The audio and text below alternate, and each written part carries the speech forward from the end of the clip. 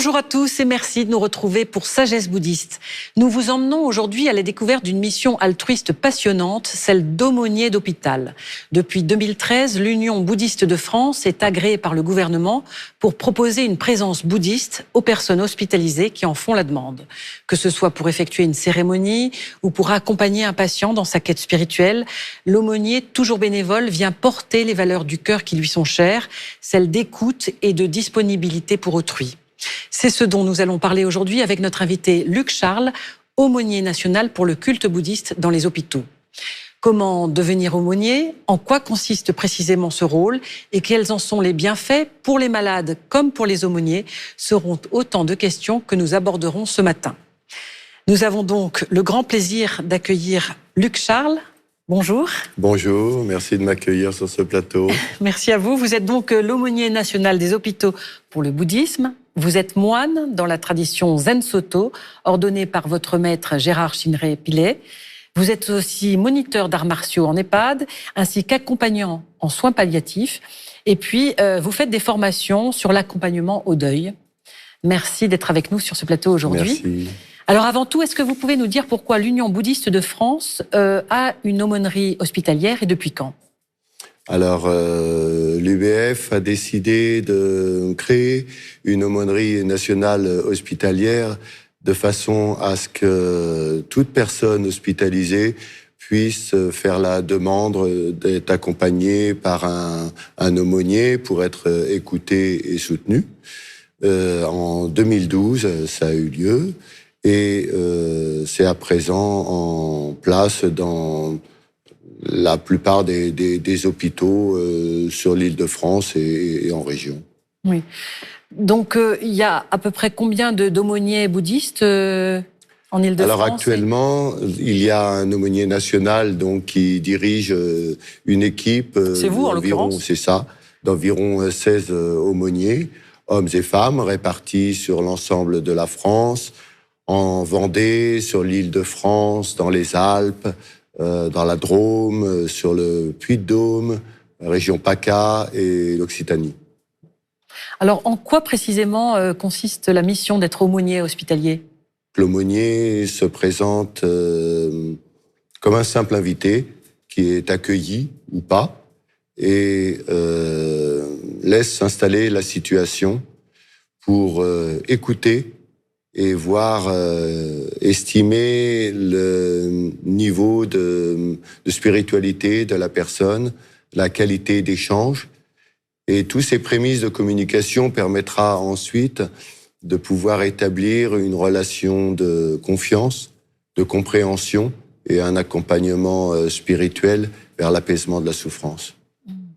Mais au préalable, pour vous rencontrer, ça veut dire qu'il a connaissance d'une aumônerie bouddhiste dans son hôpital? Alors, nous sommes listés normalement dans la plupart des hôpitaux, au même titre que les autres cultes, qu'ils soient chrétiens, musulmans ou juifs ou orthodoxes. Et ensuite, sur simple demande, soit par téléphone, soit par courrier, nous pouvons intervenir, prendre contact avec eux et nous déplacer.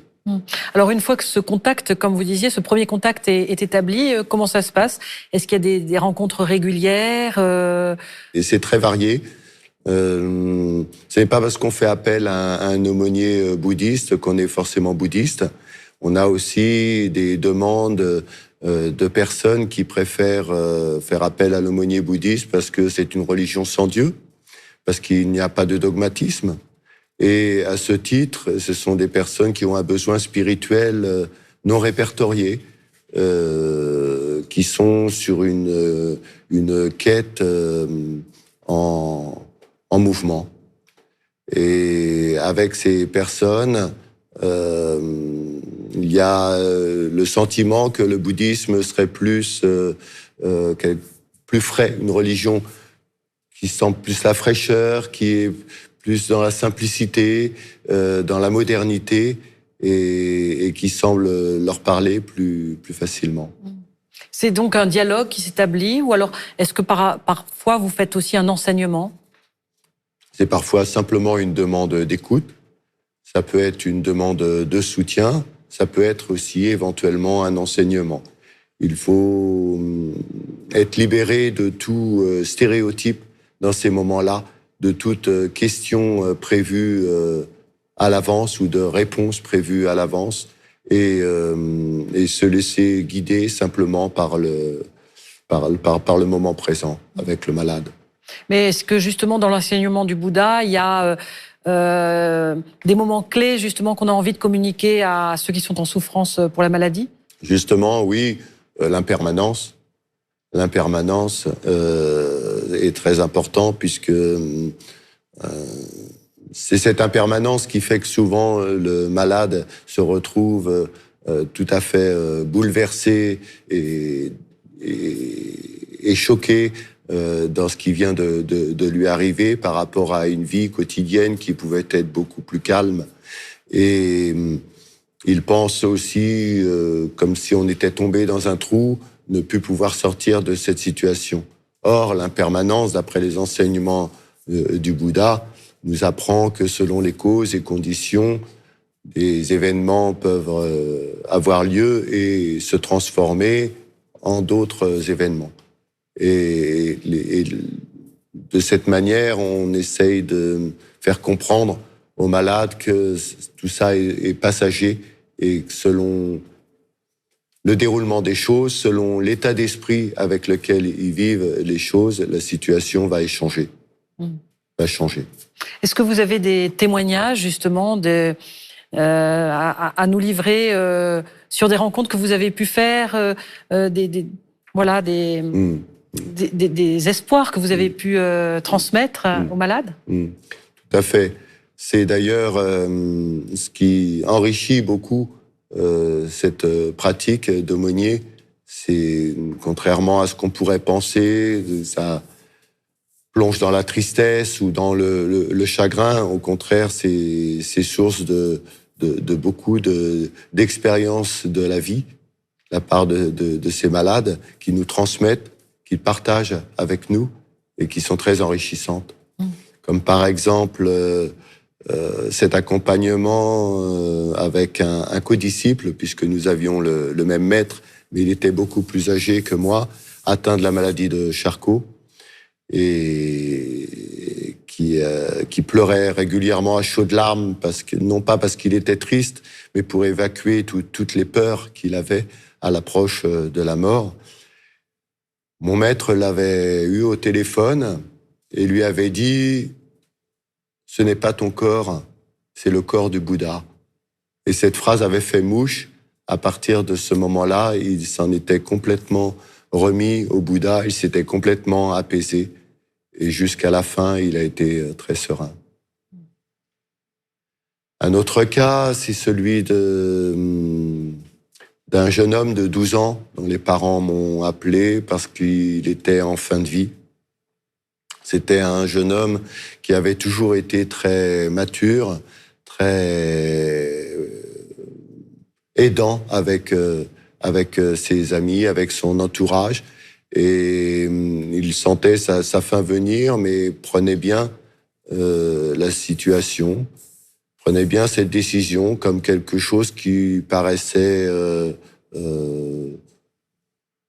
logique et cohérent. Je ne sais pas pourquoi. Et j'ai proposé aux parents de célébrer une petite cérémonie avec la récitation d'un sutra pour s'en remettre au Bodhisattva qui sauve tous les êtres qui en font la demande.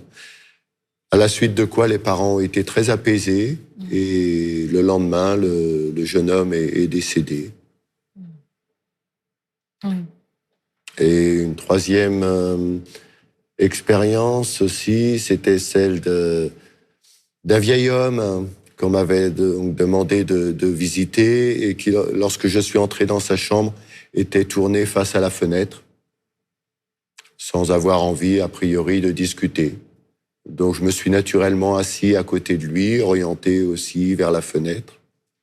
Dans le silence, à un moment, il s'est tourné vers moi, m'a regardé, en me disant « Il n'y a rien à ajouter, il n'y a rien à ôter, tout est là dans ce paysage ». C'était un moment de pure présence qui était très, très émouvant. Mais en effet, il y a beaucoup de témoignages très forts et qui très émouvants aussi, sans doute. Oui. Vous-même, Luc Charles, pourquoi vous avez voulu être aumônier hospitalier?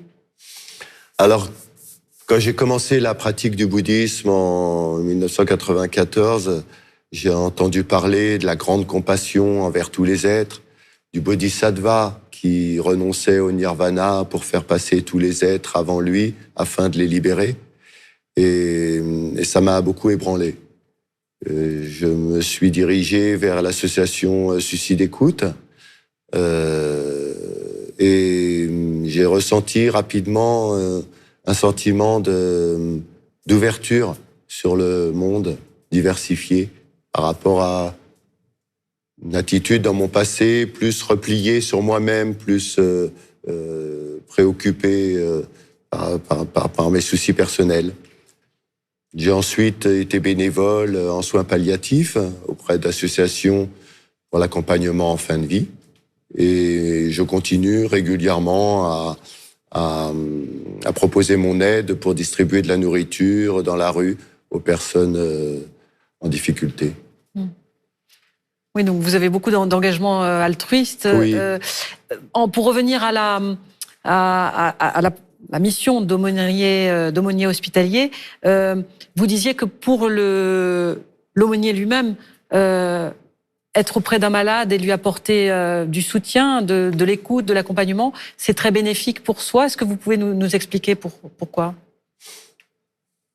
Parce qu'on n'est pas à la place de cette personne qui est en train de vivre la maladie ou la fin de vie. Et on a beau penser à la mort, qu'on vivra tous un jour ou l'autre, on ne la réalise pas pour autant. On n'arrive pas à y croire. On y pense seulement et puis on oublie. Et approcher des personnes malades qui sont en train de vivre complètement cette maladie, cette finitude, cette difficulté de quitter cette existence, nous permet de toucher plus sûrement cette complexité de la fin de vie, cette absurdité, peut-être même en quelque sorte.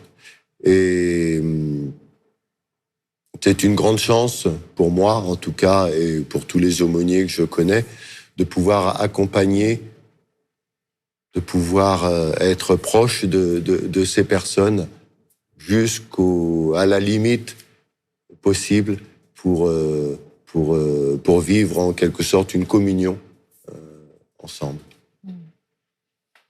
Merci infiniment, Luc Charles, d'avoir témoigné pour nous de cette mission d'aumônier. Merci beaucoup. Avant de nous quitter, voici quelques propositions de lecture. Pour une santé à visage humain de Daniel Chevassus et Robert Faure aux éditions Guy Trédaniel. Nourri de témoignages et d'anecdotes, ce livre milite pour que la médecine s'associe à l'art de l'écoute et à l'ouverture du cœur afin de pouvoir soigner au mieux les souffrances. Écoutez le silence intérieur de Thierry Janssen aux éditions L'Iconoclaste, l'expérience forte et sincère d'un chirurgien devenu accompagnant psychospirituel qui a transformé sa vie et son écoute pour les autres en s'éveillant à l'essentiel. Et puis La vie, texte choisi par Thierry Hoquet chez Flammarion. On trouvera ici de quoi nourrir sa réflexion sur ce qu'est la vie, du prodige de la naissance à la fin de l'existence, à travers des extraits tirés de grands auteurs philosophiques et scientifiques. Voilà, l'émission se termine. Merci à tous de l'avoir suivi. Vous pouvez la revoir durant un mois sur France TV. Très heureux dimanche à tous et bonne semaine. Merci.